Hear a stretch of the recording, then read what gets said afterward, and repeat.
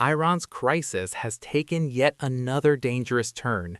As mass arrests continue and new international actions escalate, the EU has classified the Revolutionary Guard as a terrorist organization, and Tehran has warned of consequences. Meanwhile, protesters describe scenes of death and disorder that show the violence is far from over. Here's the latest breaking news from inside Iran. Iran's ongoing unrest, the most intense since the 1979 revolution, shows no sign of easing. Reports from both inside the country and abroad indicate the situation remains volatile, with repression continuing and new international responses heightening the stakes. 1. International escalation and sanctions. In a dramatic development, the European Union has formally designated Iran's Islamic Revolutionary Guard Corps as a terrorist organization in response to its brutal role in suppressing protests and committing human rights violations.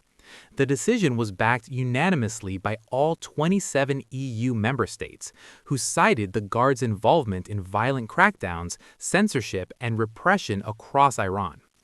In addition to this designation, sanctions were expanded to target nearly 250 officials and dozens of affiliated entities.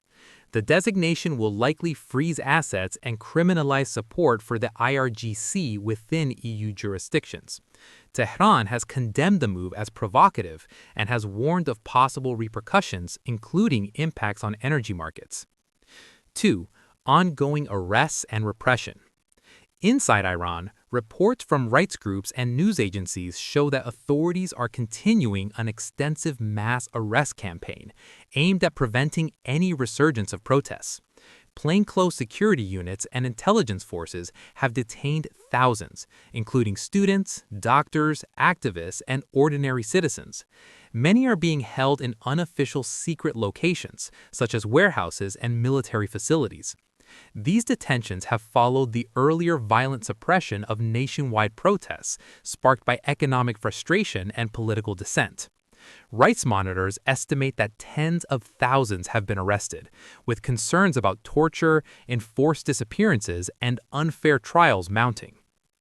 3. Witness accounts of violence and disorder. Eyewitness reports and video materials shared by Iranians describe scenes of chaos, disorder, and death during the protests that swept through multiple provinces.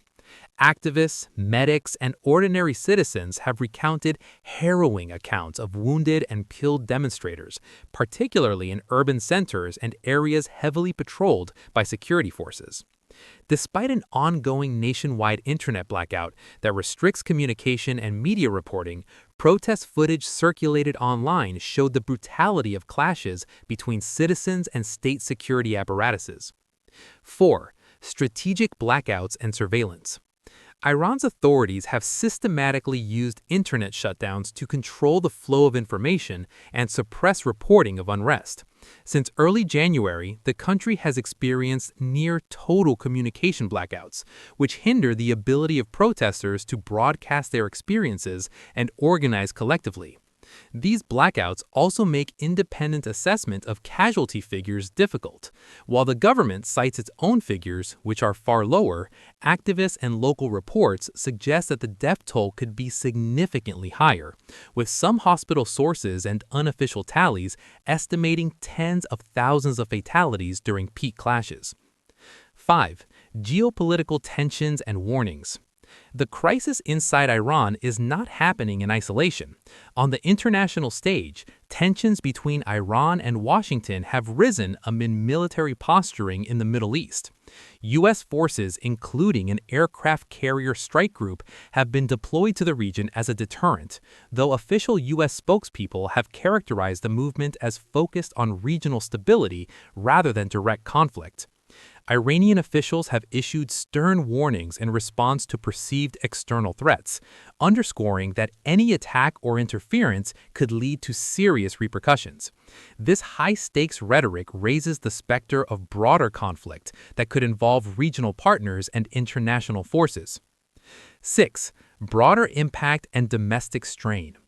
Amid this turbulence, ordinary Iranians continue to face the day-to-day impact of prolonged repression. the economy remains under severe strain, and widespread disillusionment persists among the population.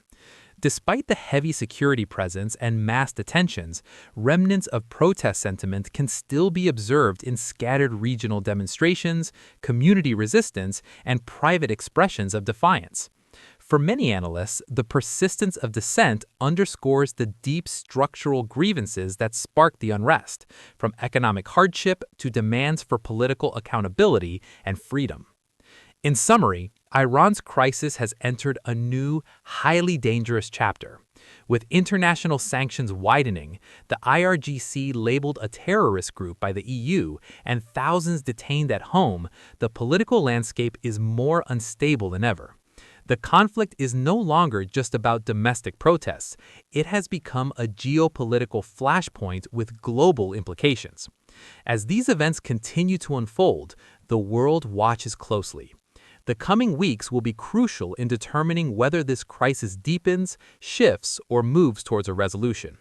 Stay informed, because when a nation's future hangs in the balance, every development matters.